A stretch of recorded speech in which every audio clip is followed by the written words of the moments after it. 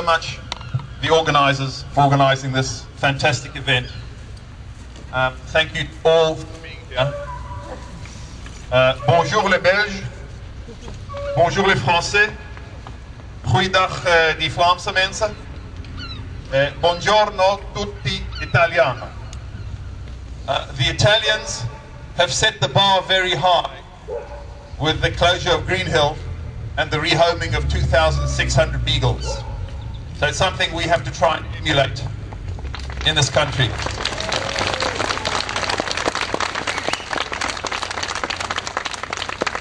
Now the reason that the cosmetics industry is using non-animal methods to replace the use of live animals is purely because of consumer pressure. Now, we cannot apply that same consumer pressure to the pharmaceutical industry for obvious reasons. Because for cosmetics, we can choose between cruelty-free and animal tested. You can't do that for medical drugs. So we have to use a different strategy. And that strategy is to make the shareholders of the pharmaceutical companies aware of what's happening. So we have to name and shame the pharmaceutical industry for using 65-year-old laws to justify their use of rats, dogs, monkeys. There is no excuse today. We have the science to replace animal testing. And don't be fooled if they say to you, we don't yet have the science to replace the use of dogs or mice or rats. Because thanks to Botox, Botox is the most potent toxin known to science. Okay, it's botulinum toxin. There's nothing more poisonous than that in the world. Now, thanks to consumer pressure, the American manufacturer of Botox has developed a completely animal-free testing method. So if they can do that for the most toxic substance in the world, how much easier is it to do for drugs that are a lot less toxic than that? So there's no excuse for animal abuse.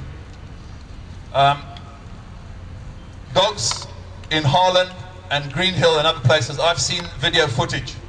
Those animals are cage mad.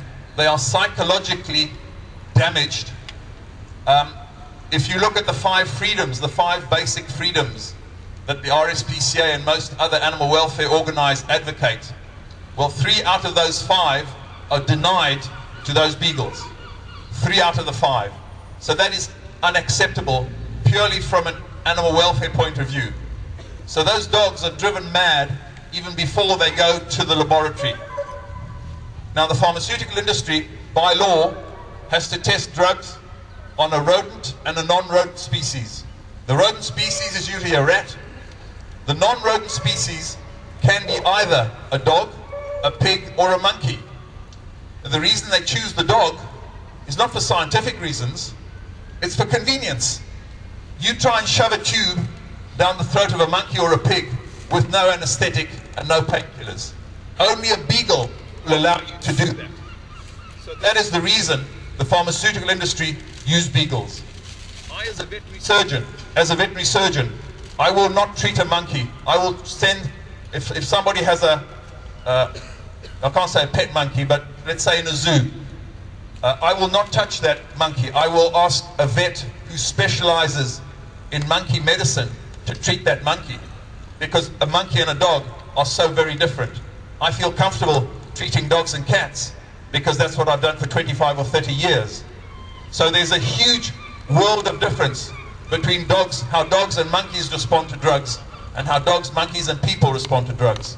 So the strategy in the UK, because of the system, because of the establishment, because of the oppression, we can't rely on the fantastic judges that the Italians have.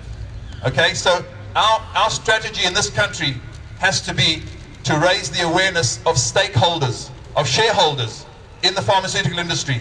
Name and shame the drug companies. Once those drug shares start to dip, I promise you, they will come up with the non-animal testing methods overnight. Thank you very much.